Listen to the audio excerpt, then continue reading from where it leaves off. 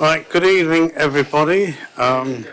Those of us that are here, we'll open the meeting as it's just gone 6:30. As we're in this tight little chamber, I need to read the appropriate safety message to go with it. Not that one. This is the fire evacuation procedures for this meeting. There are no fire alarms. That's a psychological thing, isn't it?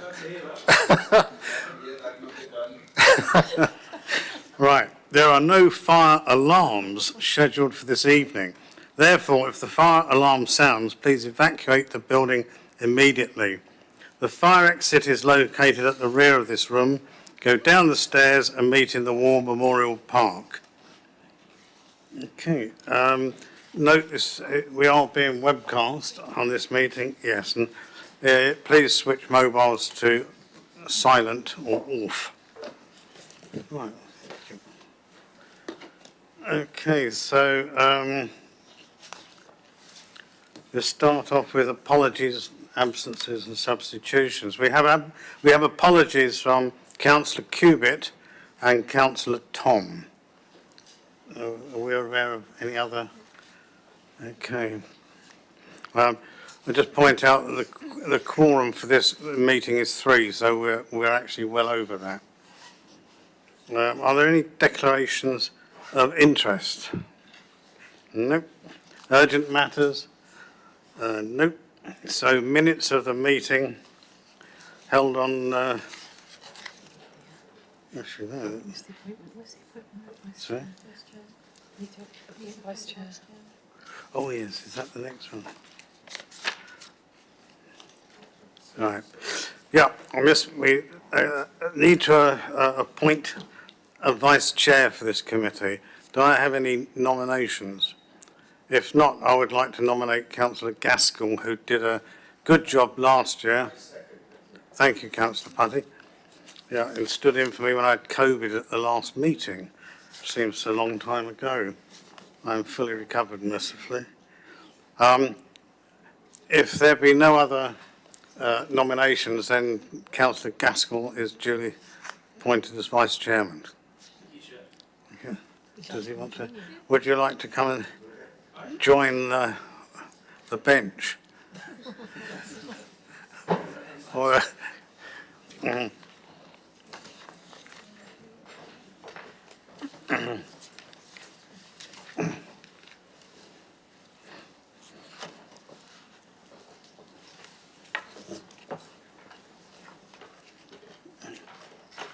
Okay, so item 5, the minutes of the meeting held on the 23rd of March, as I say, which Councillor Gaskell chaired.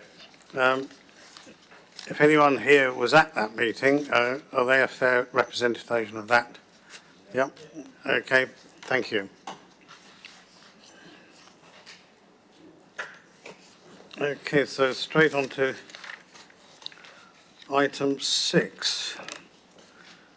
Which is the External Audit Planning Report 2021-22. So, Larissa, welcome for those who might not have met Larissa before. Larissa is from Ernst & Young. So, over to you.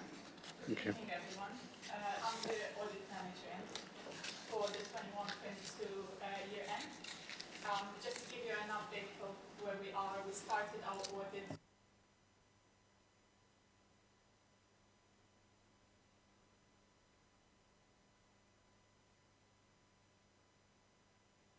Sorry. And we also performed walkthroughs.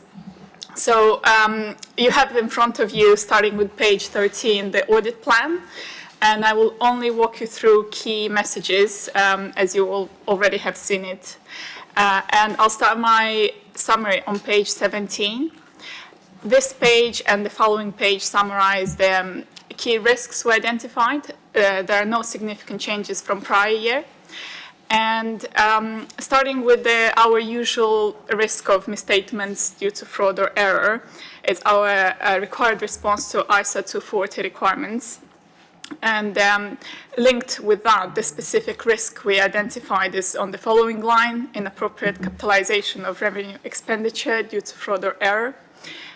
You can find specific testing planned on following pages in more detail. And I'm just going to move on to the next risk, which is the evaluation of property. And this risk is considered significant by us because it involves a lot of judgments and estimates, and we are aware of a history of corrected misstatements in prior years. So we put emphasis on this assertion, and we also engage our internal experts to help us with the evaluation work.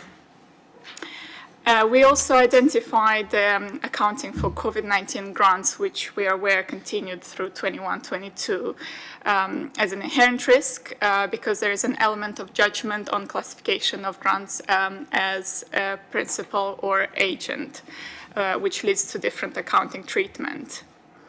On the following page, you'll find a usual inherent risk around valuation of pension liability, and this is due to the estimates involved in valuing that liability. And we also engage our internal experts to help us with the valuation. And the last risk you have on page 18 is around disclosures ongoing concern. We downgraded this risk to an area of focus from an inherent risk in prior year due to change in the external circumstances, and our focus is on the quality of disclosures in the accounts and the assumptions around financial resilience of the council. On the following page, you'll find our materiality levels. These are set based on prior year amounts, and they were used for our scope of strategy and planning purposes. They will be updated once 21-22 figures are available to us. But we don't expect any significant changes based on our prior year's experience. So we set our planning materiality at 2% of gross expenditure. Then we set our performance materiality, which we use for testing and sampling, at 75% of planning materiality. And we report audit differences. We collect audit differences above 5% of planning materiality, which is 100,000. And we report to those judgment governments, to government, those that remain uncorrected at the completion of the audit. In terms of timeline, we have planned our resources to start the audit in September, and we plan to finalize it ahead of the end of November deadline.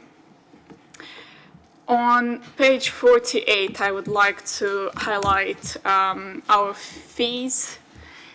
You will note that in the 2021 column, we have noted some additional fees to the scale fee. And I'd like to explain that these additional fees are what we submitted to PSAA for review and approval. Based on our prior year's experience, they approve only a certain percentage of these fees. And as of today, we're still expecting a confirmation from their side on the level of fees they will be approving for 2021. And the final fees for 21-22 will be determined once we complete the audit and have the full picture. That takes me to the end of my summary, and I'll take any questions. All right, thank you, Larissa. Councillor Basham. Thank you, Larissa. I have a question about the audit team. On page, one of the pages, it highlights the audit team, yourself and a senior and the audit partner. What's the depth of experience on this audit amongst that team? So Maria, as the engagement partner, took over the audit in 1920. So it's the third year for Maria and myself, and it's going to be the first year for the senior. which is normal.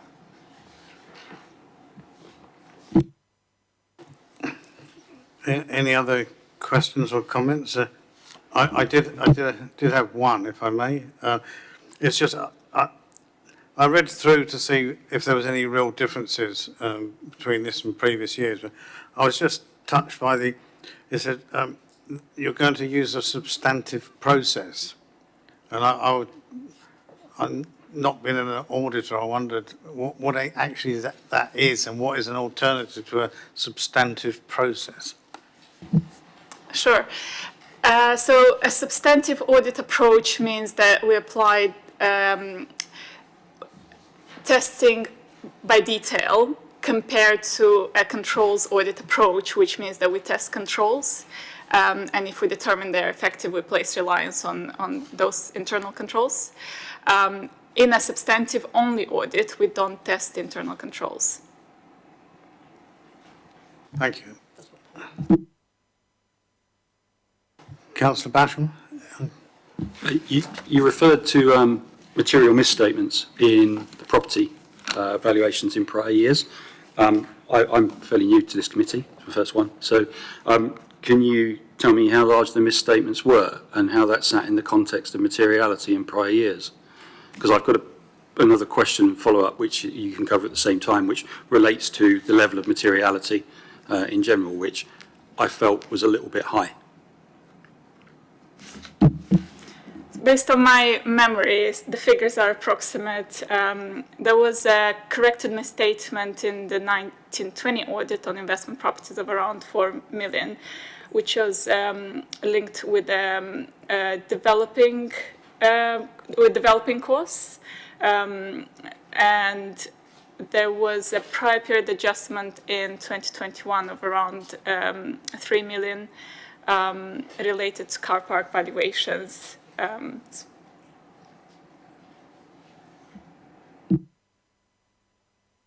Thank you, that's great.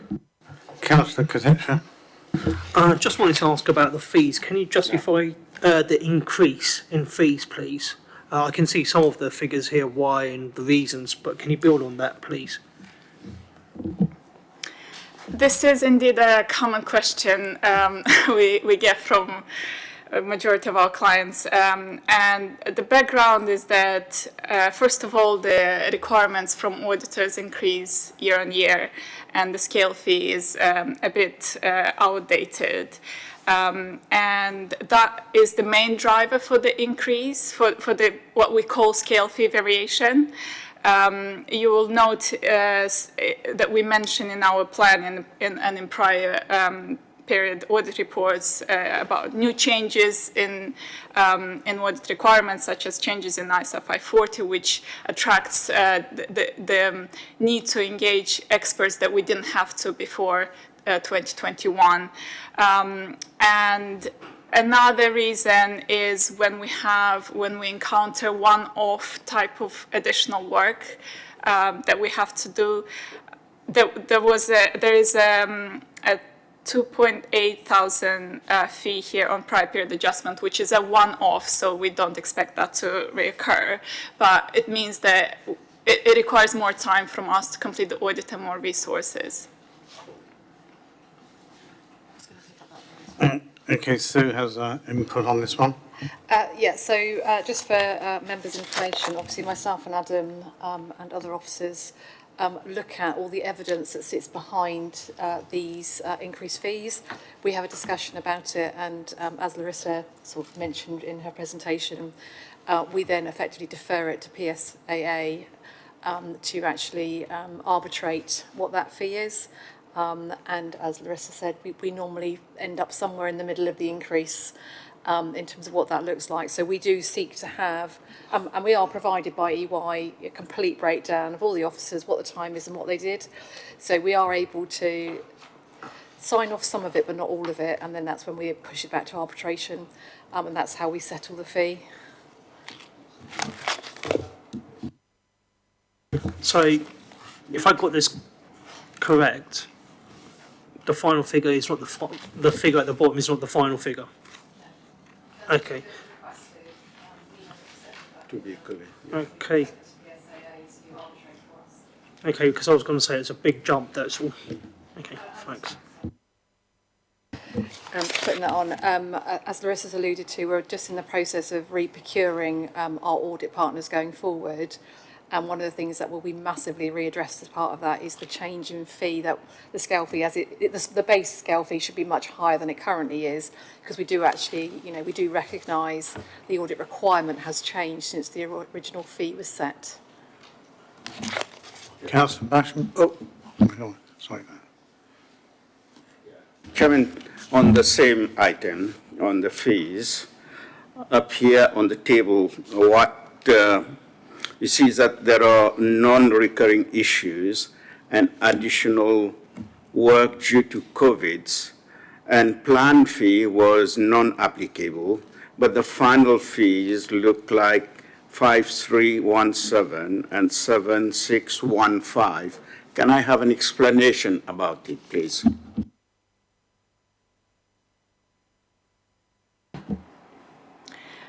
So the non-recurring issues relate to a prior period adjustment on property, plant and equipment that I mentioned earlier.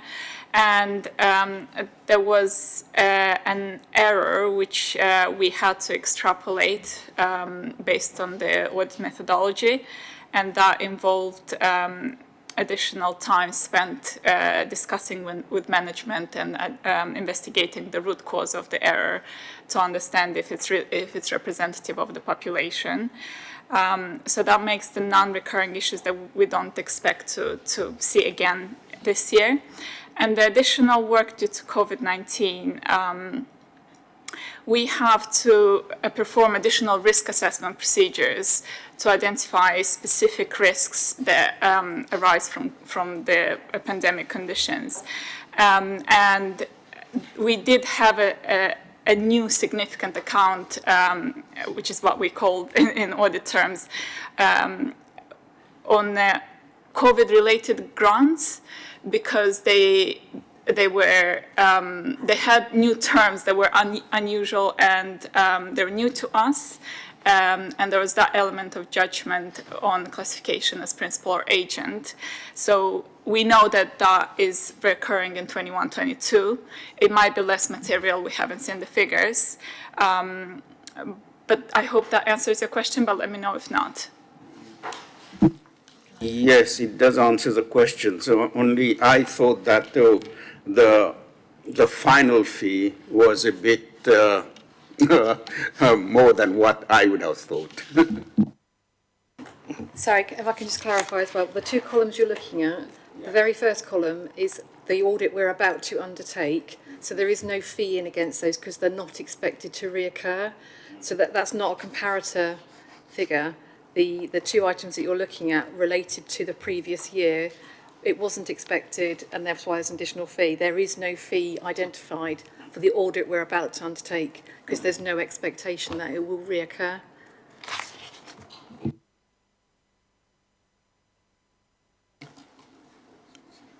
Okay, are there any other comments for discussion? Councillor Basham.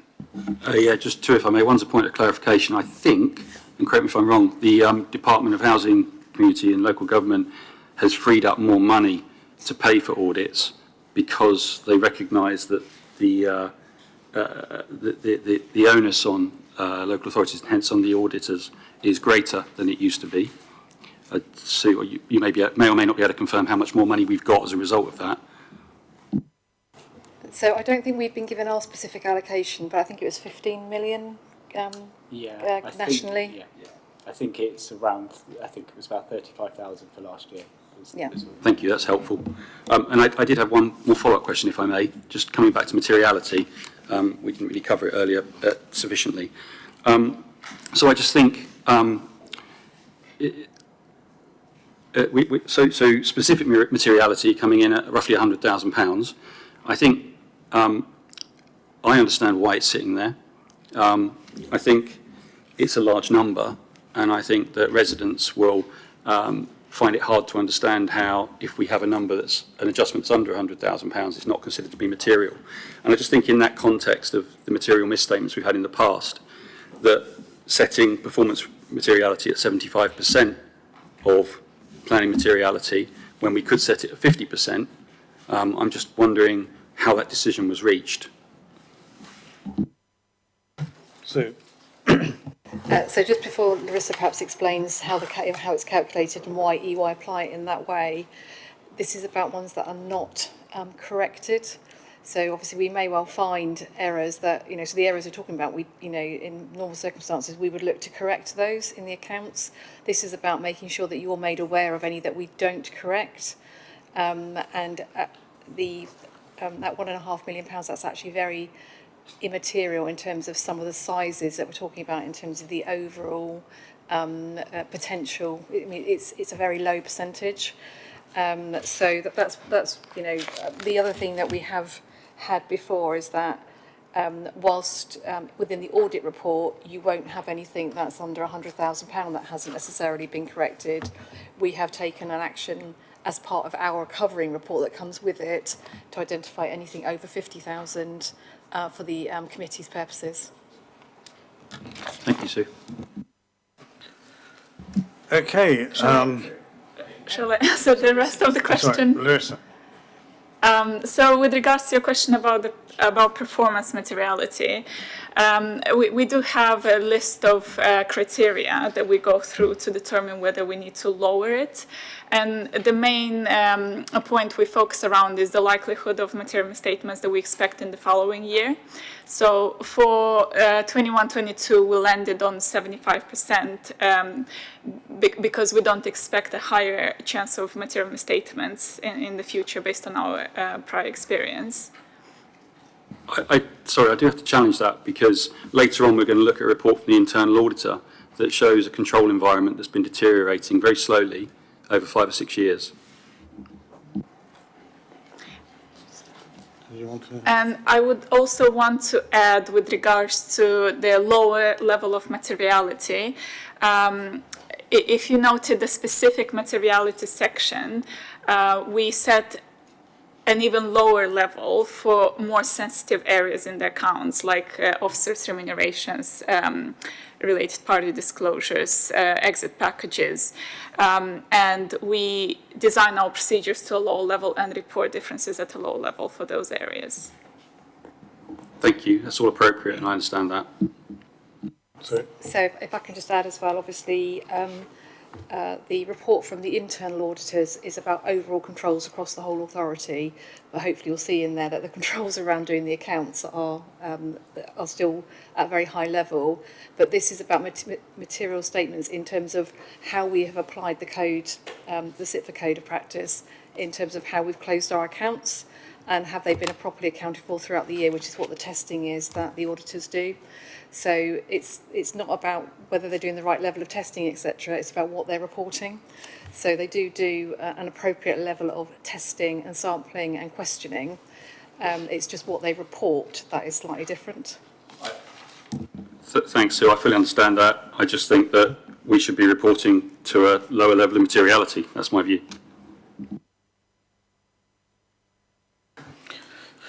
okay.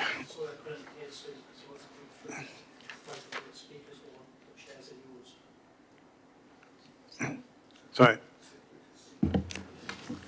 Sorry, couldn't hear you properly because yours and the chair's speakers were on at the same time, so you weren't coming through.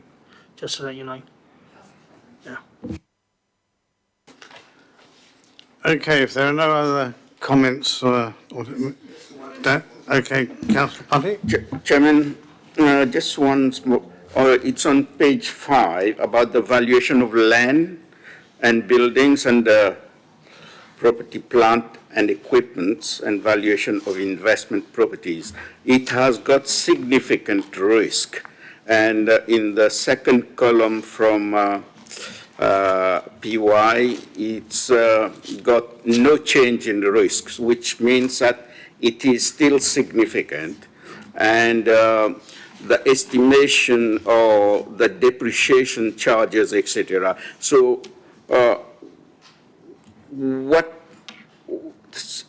as it is significant risk, how it is minimized and what is being done on that?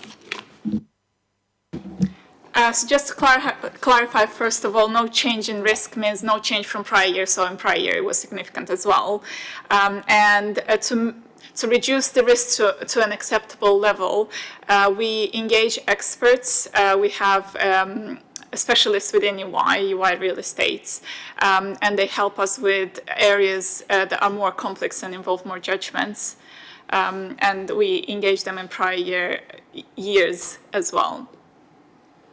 5 years. Is it 5 year time you're saying?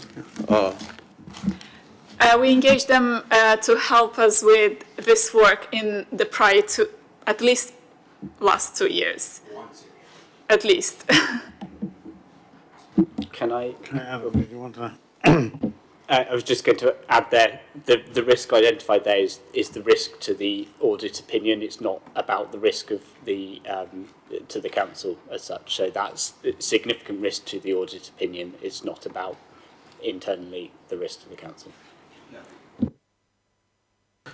Okay, well, thank you, Larissa. Thank you very much.